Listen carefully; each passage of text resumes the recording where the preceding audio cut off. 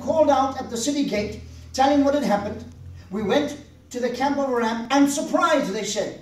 The place was deserted. Not a soul, not a sound. Horses, donkeys left tethered, and tents abandoned just as they were. The gatekeepers got the word to the royal palace, giving them the whole story. Roused in the middle of the night, the king told his servants, let me tell you what Aram has done. They knew that they were starving. So they left the camp and hid in the field, thinking that they would come out of the city. And then we'll capture them alive and take the entire city. One of his advisors answered, let some men go and take 5 of the horses left behind. The worst that can happen is no worse than that could happen to the whole city. Let's send them and find out what happened. They took 2 chariots with horses. The king sent them after the army of Aram with the orders, scout them out, find out what happened. They went after them all the way to Jordan. The whole way was strewn with clothes and equipment that Aram had dumped and panicked in their flight. The scouts came back and reported to the king. The people then looted the camp of Aram. Food prices dropped overnight. A handful of meal for a shekel. 2 handfuls of grain for a shekel. God's word to the letter. The king ordered his attendant, then one who leaned on for support, to be in charge of the city gate. The people turned into a mob, poured through the gate, and trampled him to death. It was exactly what the holy man had said when the king had come to see him. Every word of the holy man, spoken by the holy man, came into existence. A handful of meal for a shekel. 2 handfuls of grain for a shekel. This time tomorrow in the gate of Samaria, was the attendant's sarcastic reply to the holy man. You expect us to believe that? Trapdoors opening in the sky with food tumbling out, followed by the response. You'll watch it with your own eyes, but you won't as much as eat a handful. That proved to be true. The final stroke came when the people trampled the man in the city gate as they forced their way past him.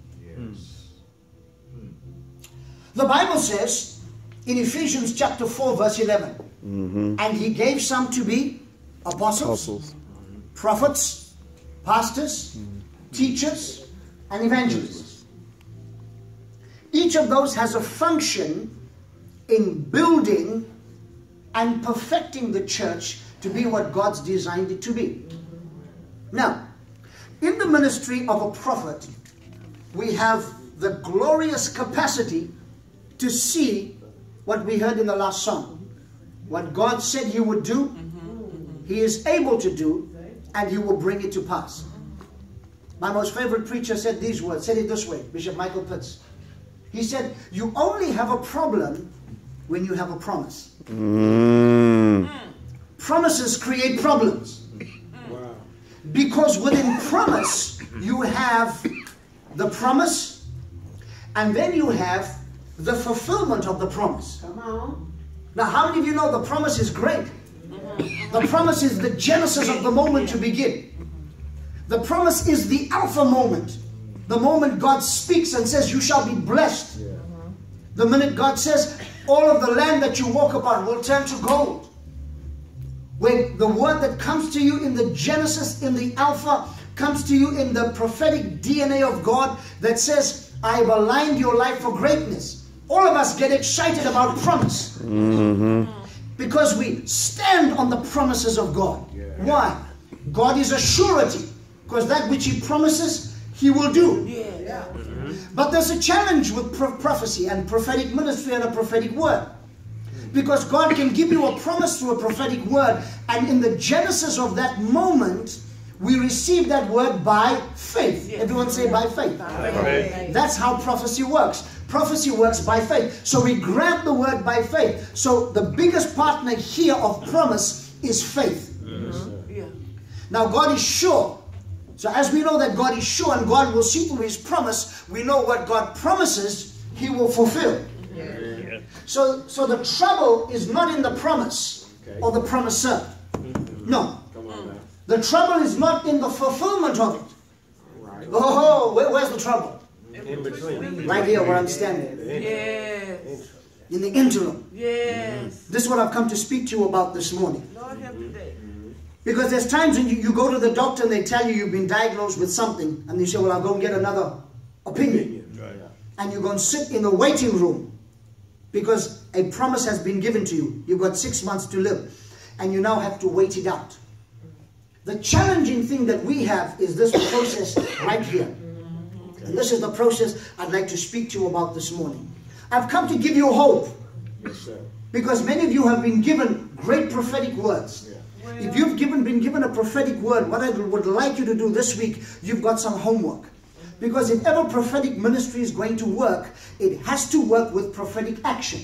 Come on. I want you to follow this principle with me. A prophetic word and prophetic action produces prophetic activation.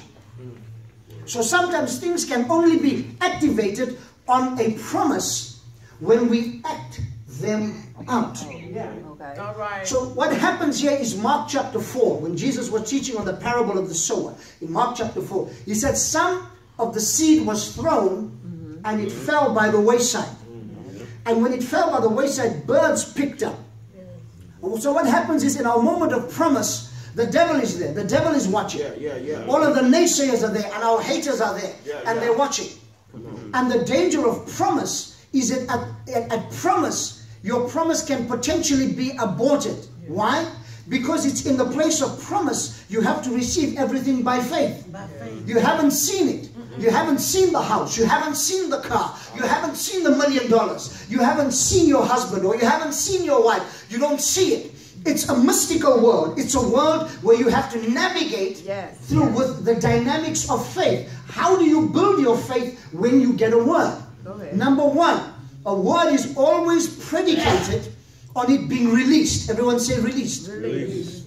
See what's going to happen in my life and your life this week as we start working on our homework. Our life has got to start releasing faith. How do you release faith? Let's go back to the principle. I'm feeling this word here in Houston today. I'm feeling this word. I'm feeling this word. All right.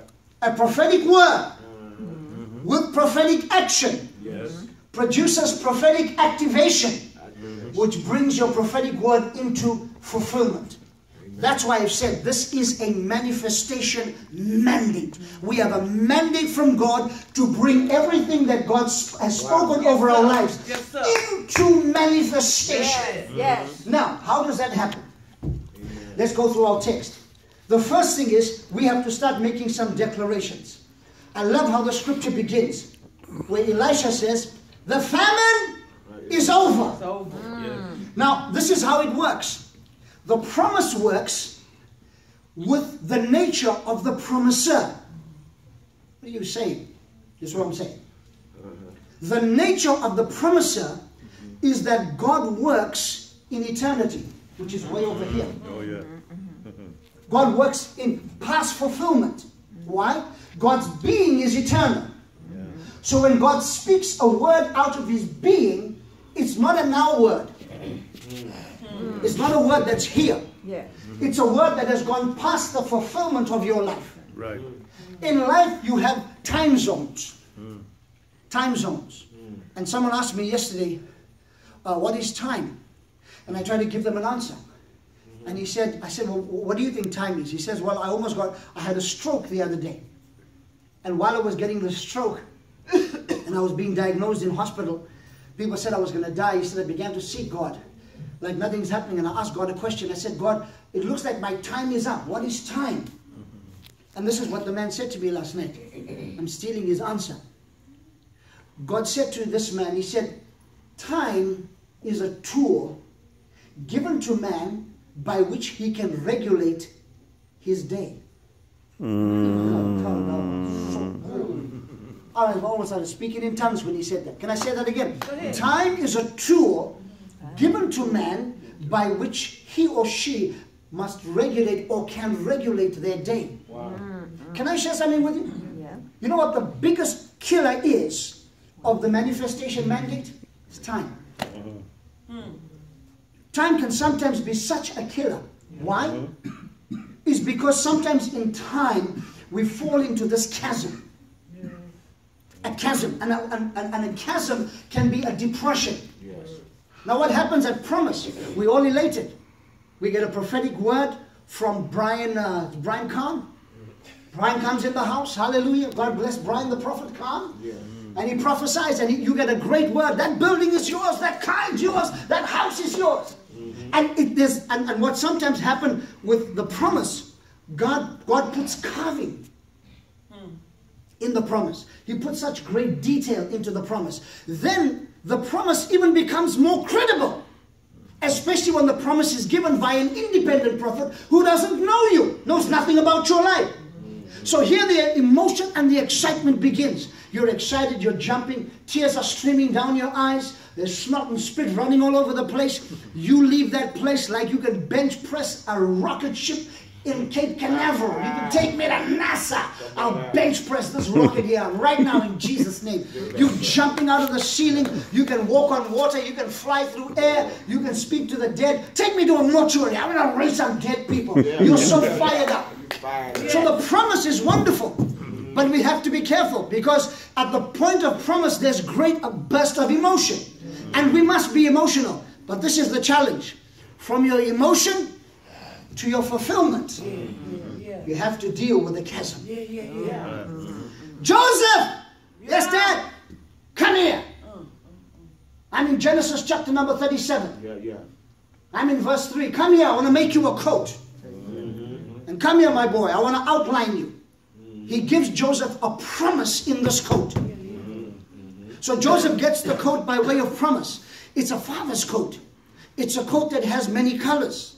Which means it's a coat where the boy has been designed by the father to go into the future. It's a coat that has the father's imprint and handprint on it. But the problem is Joseph is going to go into a chasm. But this is what I noticed the other day, and I hadn't noticed this for all these years I've been serving the Lord. Only when the coat goes onto Joseph, you better talk, does Joseph begin to get a vision. You better talk. In verse 5 and verse 9, verse 3 of Genesis 37, the coat is made. So promise jumps onto Joseph.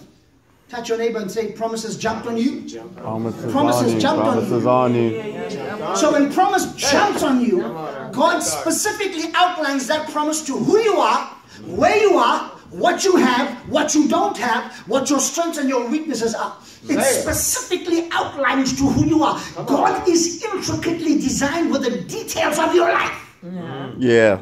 So when God gives you a specific word, it's to the specificity of the promise that you need.